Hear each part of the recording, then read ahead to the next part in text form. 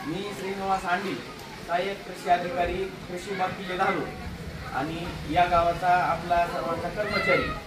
तर आजची ही बैठक बोलवण्याचं कारण असं आहे की आपल्या गावाची पोखरा म्हणजे नानाजी देशमुख प्रकल्प संजीवनी योजना या योजनेत आपली निवड झाली असल्याबद्दल मी प्रथमतः आपल्या सर्वांचे अभिनंदन करतो आणि आपण सर्वजण या सूक्ष्म नियोजन प्रकल्प आराखड्यासाठी इथं उपस्थित झालात त्याबद्दल मी आपले आभारी मानतो। तर आज आपल्या गावामध्ये पोखरा अंतर्गत सूक्ष्म नियोजन आराखडा म्हणजे गाव आराखडा या संदर्भात आपण बैठक बोलवलेली आहे। तर आपल्याला माहितीच आहे की पोखरा क्रमांक 2 पोखरा क्रमांक पहिली 1 टप्पा झालेला आहे, त्याचा दुसऱ्या टप्प्यामध्ये आपल्या आंबेवड गाव त्या गावाची निवड झाली। तर मराठवाड्यातले 8 जिल्हे त्या प्रकल्पात सामील आहेत आणि महाराष्ट्रातील 5120 तालुके हे योजनेमध्ये समावेश आहेत। आपल्या गावानं या अगोदर काहीतरी एक पुण्य केलेलं असेल असं माझे मत आहे, कारण की अनेक जणांना अनेक प्रयत्न करून सुद्धा हे गाव ह्या पोखरा ही योजनेत आलेले नाही। आपलं कर्तव्य आहे की ह्या योजनेचं उद्दिष्ट काय आहे समजून घेणं। तर पहिल्या टप्प्यात आपल्याला ह्या गावाचा आराखडा तयार करायचा आहे। तर आराखडा तयार करताना आपल्याला ह्या गावाच्या चांदेपासून बांधेपर्यंत काय काय योजना या गावात करता येतात ह्याचा आराखडा अगोदर बनविला जाईल। तर ह्याच्यानंतर वैयक्तिक लाभाच्या योजना सुरू होत्या। तर पहिलं आपल्याला पाणी अडवा आणि पाणी जिरवा या योजनेचं सर्वात मोठं उद्दिष्ट आहे, कारण की आपण ही ज्येष्ठ माणसं इथं बघितलेत की वरची वर पाण्याची पातळी खालावत चालली। तुम्हाला हे अपर कुंडलिकाचा इथला प्रकल्प आहे म्हणून त्याची धग माझ्या हिशोबाने जाणवत नसेल, पण अनेक गावामध्ये 2014 पासून सततच्या वातावरणात होणारा बदल, सततची गारपीट त्याच्यामुळे शेतीचं प्रचंड प्रमाणात नुकसान होत आहे। सरासरीपेक्षाही जास्त पाऊस एकाच महिन्यात पडत आहे, त्यामुळे आपल्या जमिनीची माती ही जास्त पाऊस पडल्यामुळे वाहून जात आहे। त्याच्यासाठी आपल्याला उतारावर कब सारखे काम, बंधारे हे अशा विविध योजना कराव्या लागतात। विहीर पुनर्भरण, पाझर तलाव हे असे आपल्याला सुरुवातीला आराखड्यामध्ये हे काम करावं लागतील। तर माझी सर्वांना एक विनंती की हे आराखडा बनविताना आपल्या गावात कुठं कुठं हे काम बसतेत, कुठं कुठं सीसीटी बसते, कुठं कुठं कब बसतंय हे आपण आमच्या संगड गाव फिरी काढताना हे तुम्ही आम्हाला सुचवावं। आणि दुसरा विषय असा आहे की ह्याच्यानंतर आपल्याला वैयक्तिक लाभाच्या योजना ह्या पोखरा अंतर्गत चालू करायच्या आहेत। तर ह्या हवामानात सततचा होणाऱ्या बदलामुळे त्याला आपल्याला तोंड देणं गरजेचं आहे। वाढतं तापमान येणाऱ्या काळात हे तापमान अधिक वाढण्याची 21 वर्ष 30 वर्षात अधिक वाढण्याचे चान्सेस जास्त आहेत आणि त्याचा थेट परिणाम आपल्या शेतीवर व्हायला। आपल्या शेतीतलं सेंद्रिय कर्ब हे कमी होत चाललंय। सेंद्रिय कर्ब कमी झाल्यामुळं आपल्या जमिनीची उत्पादक क्षमता ही वरचीवर कमी होत चालली आहे। त्यामुळं आपल्या पिकावर अधिक रोग, जमिनीची नापीकता ही प्रत्येक गोष्टी दिसून येत आहे। आपण बघितलं असेल जिथं 2 पोते खताचे लागत होते आता 3-4 टाकायला लागलेत लोक। आणि आमची एक विनंती की आम्ही कृषी विभागाचे कर्मचारी, आम्ही कुठल्या गावात मेसेज टाकला बीज प्रक्रिया असेल,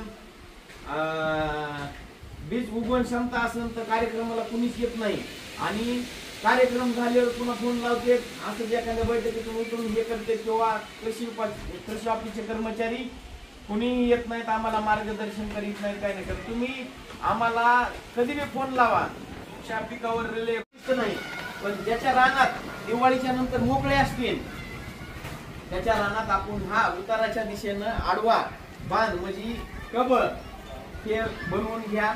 आणि दुसरी गोष्ट आता वैयक्तिक लाभाच्या, तर या पोखरा योजनेमध्ये वैयक्तिक लाभाच्या योजना पहिली गोष्ट स्प्रिंकलर, दुसरी गोष्ट ठिबक, तिसरी गोष्ट शेळीपालन, चौथी गोष्ट कुक्कुटपालन, शेततळे, दूध व्यवसायाच्या योजना असतात, शेडनेट असेल, पॉली हाऊस असेल, पॅक हाऊस असेल, असल्या अनेक 30 योजना आहेत।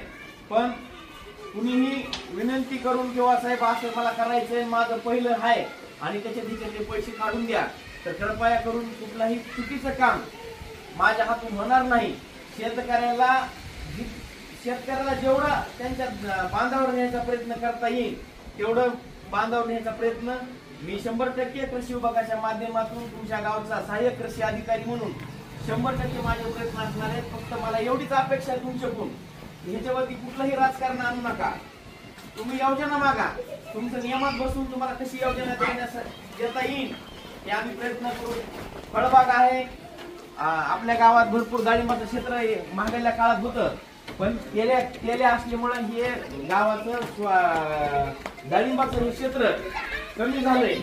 आता आधुनिक शेतीकडे काही शेतकरी वळलेत, तर इथं ड्रॅगन फ्रूट ही शेती एक जणांना बाग केलेला आहे. कोणी डाळिंब डबल करीन, कोणी आंबा करीन, कारण की आपल्याला हवामानात प्रतिकूलचा सामना करायचा आहे. आता इथं बरेच शेतकरी बसलेत, मागल्या काळात गारपीट झाली, अनेकाच्या बागाचं नुकसान झालं. आता बी अवकाळी पाऊस झाला, कुणाच्या बाजरीचं नुकसान झालं, कुणाचं कांद्याचं नुकसान झालं. तर येणाऱ्या काळात अशा गोष्टी होऊ नयेत त्याच्यासाठी ही पोखरा योजना आपल्याला शेतकऱ्याला समृद्ध करण्यासाठी महाराष्ट्र शासन आणि जागतिक बँक ह्याला भरपूर प्रमाणात निधी, फक्त आपण जास्तीत जास्त या योजनेचा लाभ घ्यावा. आणि साहेब ह्याला दिली नाही, साहेब ह्याला देऊ नका, साहेब त्याला देऊ नका असं कोणीही म्हणू नका, कारण की आम्ही त्या गोष्टी कुणालाही थारा देणार नाहीत. त्या शेतकऱ्याला प्रत्येक योजना जेवढे खातेदार असेल त्याला प्रत्येक जेवढ्या नियमात बसल्या तेवढ्या योजना द्यायचा आम्ही प्रयत्न नक्कीच करू. तुती लागवड असेल, तुती लागवडीला बी ह्याला डायरेक्ट अनुदान आहे, यामध्ये सारखं टप्प्याटप्प्याने अनुदान नाही. वैयक्तिक शेतकऱ्याला वैयक्तिक लाभ योजना ही, त्याच्यामुळं विहीर असेल, पण आता विहिरीचे नवीन गाईडलाईन येतात, कारण की महागल्या टप्प्यामध्ये लोकसंख्या आधारित त्या विहिरी होत्या, त्याच्यामुळं विहिरीचं काही विशेष एवढं नाही, कारण की या लोकसंख्येच्या आधारावर एक येईन. त्याचे नियम फार कडक आहेत, कितीतरी 1 किलोमीटर मध्ये 5 विहिरी अशा नसाव्यात. आणि आपल्याला माहिती आहे ह्या नियमामध्ये आपण सरासरी बसत नाही, पण जेवढ्या सरळ योजना आहेत आणि योजना घ्यायच्या म्हणून घेऊ नका. आता पहिले दिवस गेलेत, योजना बोगस करायच्या, पैसे उचलायचे आणि योजना करायच्या नाही. आता तुम्हाला प्रोत्साहन द्यायला सरकार, राज्य शासन, केंद्र शासन तुम्हाला एक प्रोत्साहन द्यायला लागलंय की बाबा तुम्ही 2 पावलं पुढे चाला, एक पाऊल पुढे चाला, आम्ही तुम्हाला 1 पाऊल पुढे चालण्यासाठी प्रयत्न करू. सामूहिक शेततळे असतील, आता शेततळे तर काय विशेष म्हणजे आता ते तुमच्या गावाला तर तलाव असल्यामुळे शेततळे तर काय एकही गावात नाही.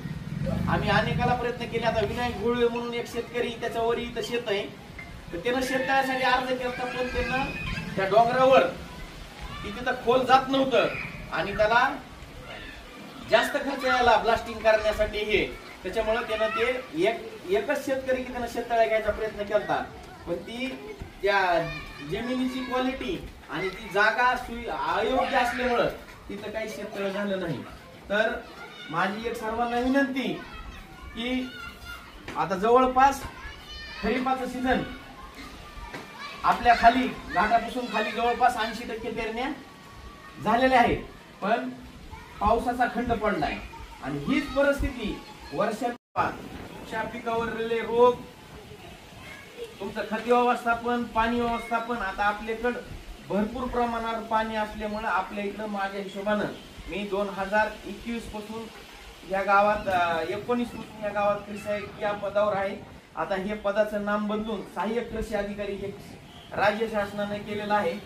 तर मी जसं या शिवारात फिरतो तसं मला एक गोष्ट निदर्शनास आली की ह्या गावामध्ये ठिबक सिंचनाचं प्रमाण कमी. त्याचं कारण असं आहे की आम्ही बऱ्याच शेतकऱ्याला सांगितलं की हे ठिबक करणं गरजेचं आहे, तर त्यांना सांगितलं की साहेब आपल्याला भरपूर पाणी, पण ठिबक सिंचनाचं पाणी आणि हे पाणी ह्याच्यात फार मोठा बदल असतोय.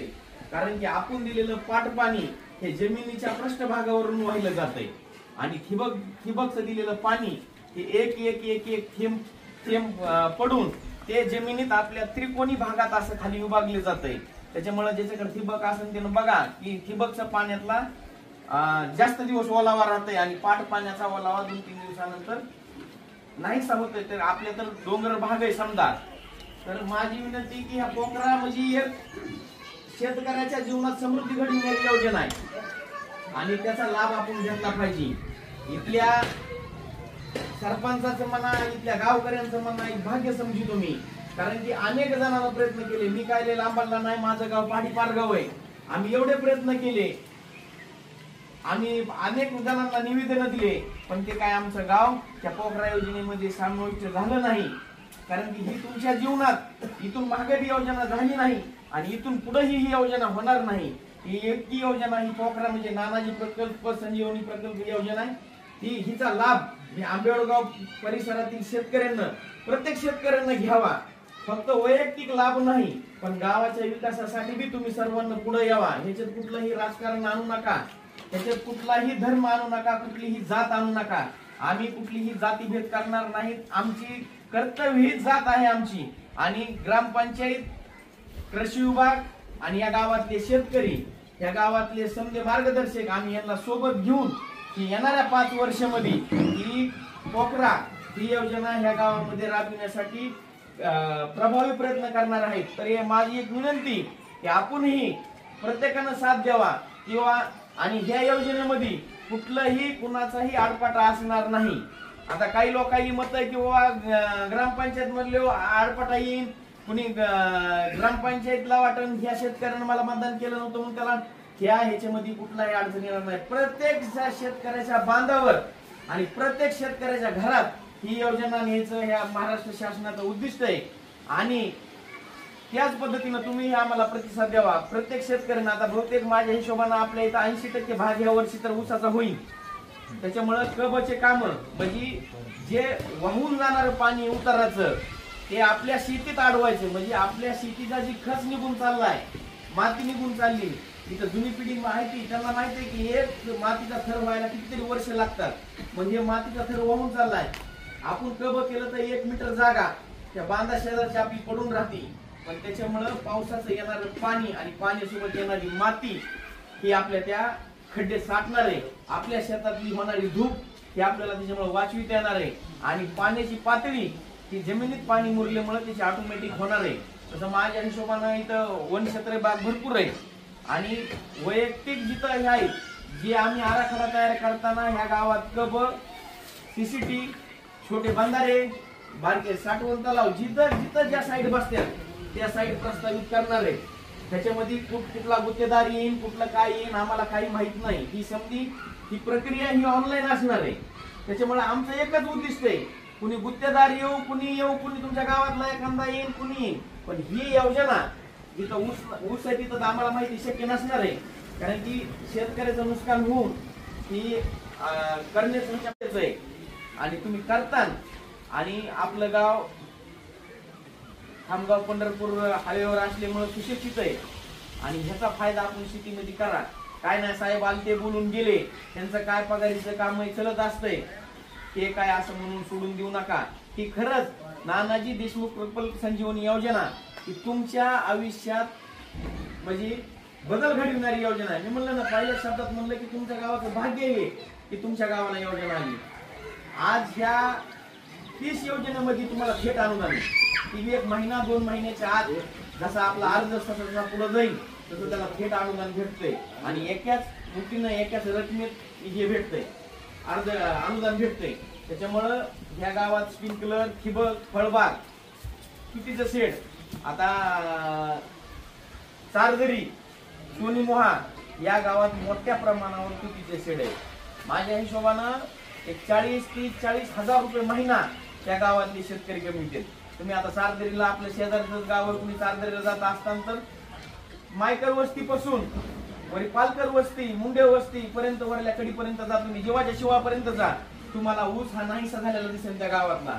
अख्खी तुती आपल्याकडं तुतीसाठी मोठ्या प्रमाणावर त्याला अनुदान आहे. त्या योजना घेऊन फक्त घेऊन घरी घेऊ नका, अनुदान उचलून घेऊ नका. ह्याचा बदल आपल्या दैनंदिन ह्याच्यामध्ये करा आणि ह्याच्यापासून थोडं जास्त उत्पन्न घ्या.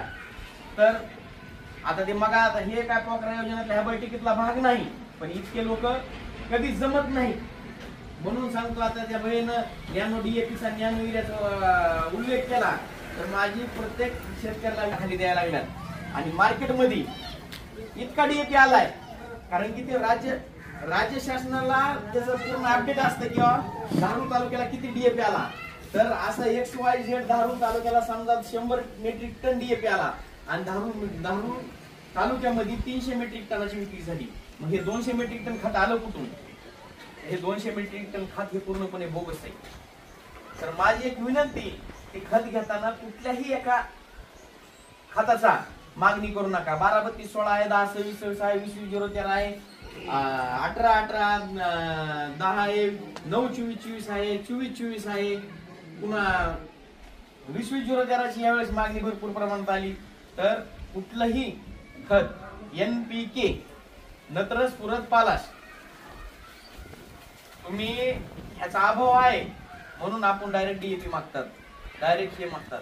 पण जमिनीला आपल्या हे कुठल्या पुस्तकात नाही, तुम्हाला कुठं कुणीच आजपर्यंत सांगितलं नसेल, कुठल्या दुकानदारानं सांगितलं नसेल. पण मी आता तुम्ही बसलात वेळ आहे म्हणून सांगतो, जसं माणसाच्या शरीरात जीवनसत्व महत्वाचे असते, तसंच शुद्ध सेम पिकासाठी ते जीवनसत्व तेवढेच महत्वाचे. तर आपल्या पिकासाठी 16 अन्नद्रव्याची आवश्यकता आहे.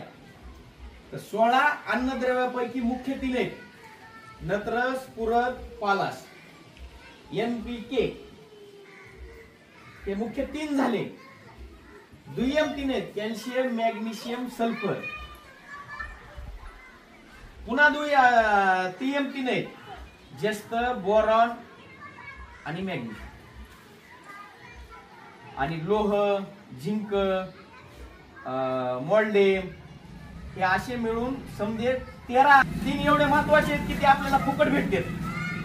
जे सर्वात महत्वाचे आहेत ते आपल्याला फुकट भेटतात, जमीन, हवा आणि पाणी. तुम्ही बघा, सूर्यप्रकाश जर नसला तर तुमचं पीक वाढणार नाही. पाणी जर नसलं तर काय वाळून जाईल पीक. त्याच्यामुळं जमीन, हवा आणि पाणी हे तुम्हाला फुकट भेटणारी गोष्ट आहे. त्याच्यामुळं अभ्यास करून आपल्या जमिनीला काय आवश्यक आहे बाबा. आता डाळिंबचे शेतकरी, ड्रॅगन फ्रूटचे शेतकरी आपल्या डिगुळ आंब्याला कृषी विभागामार्फत त्या तुमच्या जमिनीच्या वर्षानुवर्षे उद्भवत चालली. 2050 पर्यंत ही परिस्थिती हाताबाहेर जाण्याची शक्यता आहे.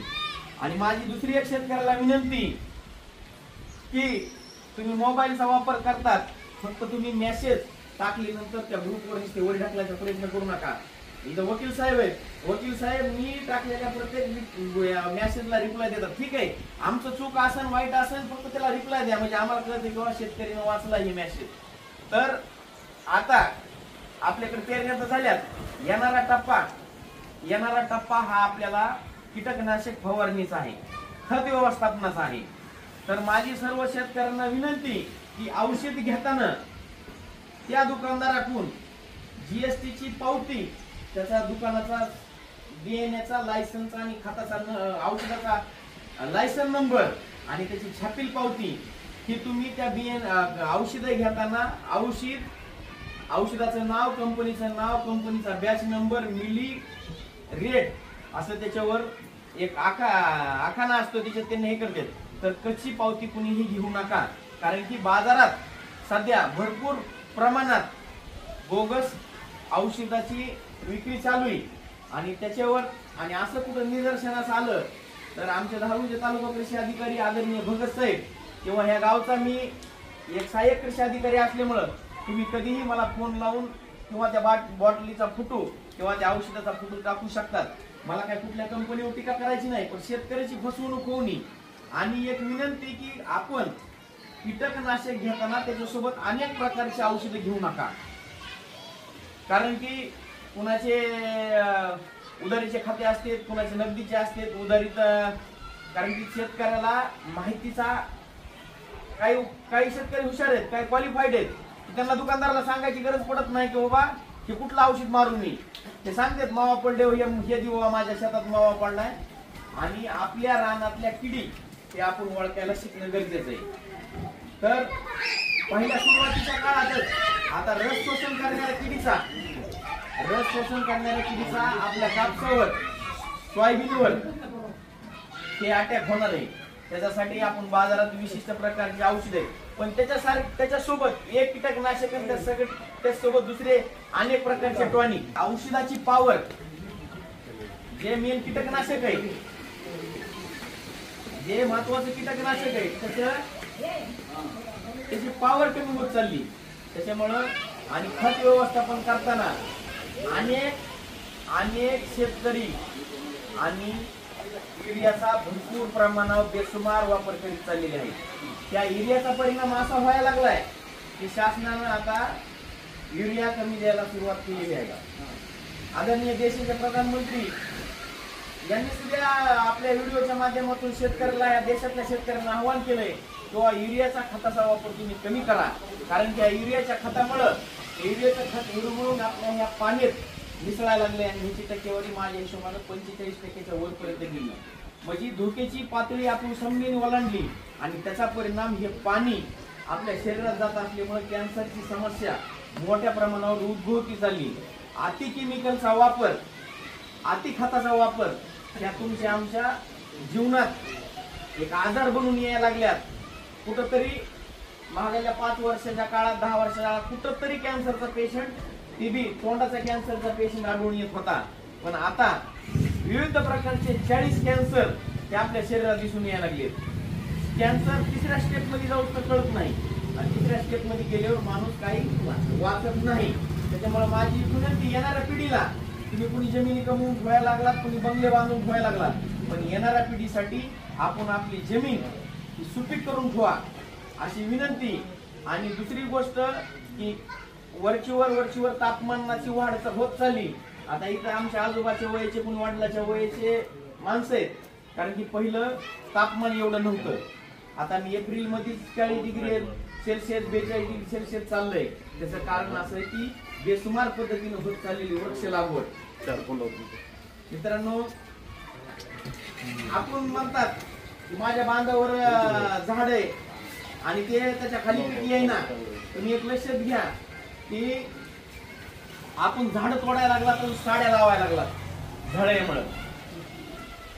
आपण झाड तोडायला लागला आणि साड्या लावायला लागला तर हे झाड ते माणसाला जसं ऑक्सिजन देतंय तसं झाडाला सुद्धा ऑक्सिजन द्यायचं काम करतं, तुमच्या पिकाला ऑक्सिजन द्यायचं काम करतंय. तर माझी विनंती की बाबा झाड तोडू नका. आणि ह्या पोखरा योजनेत अंतर्गत फळबाग लागवड योजना ही महत्वाची योजना आहे. ह्याच्या फळबागा योजनेअंतर्गत ह्याला ठिबक सुद्धा द्यायचं काम करतं. ह्याला 80%, काही योजनात 80%, काही योजनात 50% आणि काही योजनेत 100% या पोखरा अंतर्गत लाभ आहे. तर आपण आपल्याला उत्पन्न देणारी पिकं जसं चक्कू असन, नारळ असन, आंबा असन, मोसंबी असन, पेरू असन, डाळिंब असन, असे आपल्याला उत्पन्न देणारे फळबाग करा. आणि मला सांगितलं मी ह्या गावात भरपूर प्रमाणावर डाळिंब होते आणि तेल्या कशामुळे आला तर तेल्या हा कर्नाटक मधून जे तिकडे तेल्या आला आणि त्या लोकांनी नदी पात्रात हे पिकं फेकले आणि त्याचा प्रसार आपल्या महाराष्ट्रापर्यंत आला. आणि त्याचं सर्वात मोठं कारण आहे का, आणि ह्याचा का प्रमाण जास्त उद्भवलं, कारण की तुम्ही अति केमिकलचा वापर त्याच्यावर केला. अति केमिकलचा झाडा वापर झाल्यामुळे झाडातली रोगप्रतिकारक शक्ती ही कमी झाली आणि रोगप्रतिकारक शक्ती कमी झाल्यामुळे झाड हे रोगाला बळी पडायला लागलं, झाडाला मोठ्या प्रमाणात मर लागली. अनेक शेतकऱ्यांनी प्रयत्न केले मर वाचवायसाठी. आता डाळिंबातले शेतकऱ्याला माहित असेल त्यांना, पण ती मर थांबली नाही. त्याचं कारण आहे तुम्ही अति केमिकल सोडलं त्याच्या बुडाला. अति केमिकलच्या फवारण्या केल्या. आपल्या तर बघा एखाद्याला साखर झाली तर त्याला बीपी होणार, बीपी झाला त्याला दमा होणार, कारण की त्याची रोग प्रतिकारक शक्ती कमी झाली की ते रोग त्याला जाणणार. माझी विनंती किंवा नवीन आधुनिक पद्धती टेक्नॉलॉजीचा वापर ते आपण समजेनं करणं गरजेचं. फ्री मध्ये माती परीक्षण करून दिलं जातं. म्हणजे समजा तुमच्या जमिनीत पोटॅश कमी का, युरिया कमी का, सुपर फॉस्फेट कमी, झिंक कमी का, बोरॉन कमी का, मॅग्नेशियम कमी का, सल्फर कमी. तर सर्वात महत्वाचं हे 3 अन्नद्रव्य तर प्रमुख आहेत. नत्र, स्फुरद, पालाश. त्याच्यानंतरचे जे बाकीचे आहेत ते थोड्या प्रमाणावर लागते. आता कापसाचं पान जर साईडनं करपायला लागलं लाल पडून तर तुम्ही काय म्हणतात, त्याच्यावर लाल्या आला. पण ते लाल्याचं प्रमाण, लाल्या हा जवळपास 9-8 लाल्याचा झालेला आहे. ते तुडतुडेचा जास्त अटॅक झाल्यामुळं, रस शोषणाचा जास्त अटॅक झाल्यामुळं, ते पानातला जे हरितद्रव्याचं प्रमाण असतंय ते त्यांना खाल्ल्यामुळं त्या कडा वाळल्या जातात आणि रस शोषण किडेच पहिल्यांदा येते. त्याच्यामुळे आपण ओळखीनं गरजेचं आहे, कारण की आपण त्या कीटकासोबत आपल्या मित्र किडी मारायला लागला. आणि एकात एक औषधं अनेक मिसळू नका. त्याच्यामुळं जे ओरिजिनल आपलं जे मुख्य कीटकनाशक आहे त्याची पॉवर कमी होती आणि आपला रिझल्ट कमी येण्यापेक्षा तोटा जास्त येतो. तर आपण आलात, आमचं कृषी विभागाचं मनोगत ऐकलं. आता ह्यानंतर आपण एक माझी विनंती की ह्याला प्रतिसाद द्या. ह्या योजनेला तुम्ही जेवढा प्रतिसाद देताल का तेवढा आम्हाला जास्त बळ येईल, आम्हाला जास्त आनंद वाटेल, आम्ही तेवढ्या उत्साहानं काम करतात. यानंतर आपण इथून समजा किराणा दुकानापर्यंत आपण गावफिरी काढू आणि आपण ह्या पोकरा योजनेचा जनजागरण करू आणि संध्याकाळी पावसाच्या अंदाजानुसार आपल्याला गावामध्ये मशाल फेरी काढायची. मशाल फेरी, तर आपण मशाल फेरीला बी उपस्थित राहा. गाव आराखडा बनविताना आम्ही जेवढ्या काही ऍक्टिव्हिटी या गावात जेवढ्या बसत्या, कब बसन, माती नाला बांध बसतील, सिमेंट बांधारा बसन, सीसीटी बसन, जेवढं आपलं क्षेत्र जिथं काम होण्यासारखं आहे तेवढं प्रस्तावित करू. पण येणाऱ्या काळात ही कामं प्रस्तावित झाल्यानंतर, ह्याला मंजुरी भेटल्यानंतर जे कोण विशिष्ट गुत्तेदार येईल, तुमच्या गावातला बी येऊ शकतोय, कोण विशिष्ट येईल त्याच्याशी आपल्याला घेणं देणं नाही. त्याला किती रुपये राहणार आहे त्याच्याशी बी आपल्याला घेणं देणं नाही. आपलं प्राधान्य की आपल्या शेतात बांध टाकून जी वाहून जाणारी माती ती अडवायचा आपण प्रयत्न करू. त्या जमिनीतलं पाणी पातळीची प्रमाण वाढवण्यासाठी आपण नक्कीच प्रयत्न करू. येणाऱ्या पिढीला आपण काहीतरी करून ठेवलंय, कारण की आता आमच्या गावात 300 फुटावर मला कळतं तर पहिला तर आमचा 250 फूट बोर आहे, त्याच्यानंतर दुसरा बोर 500 फूट गेला आणि आम्ही ह्या उन्हाळ्यात 800 फूट बोर घेतला. 800 फुटाला सुद्धा पाणी लास्टला कमी पडलं की का कारण आहे की तुम्ही पाण्याचा भरमसाठ वापर व्हायला लागला पण पाण्याची पातळी वाढायला गेली. म्हणून शासनाचं म्हणणं आहे, राज्य शासनाचं मत आहे की तुम्ही हिरीत नसलं तर पहुऱ्यात कुठून येणार आहे. त्याच्यामुळं अगोदर या पोकरा योजनेचा उद्देश आहे की तुमच्या जमिनीत पाणी अडवा आणि पाणी जिरवा, तर तुमच्या हिरीला, तुमच्या बोरला आणि पुन्हा वैयक्तिक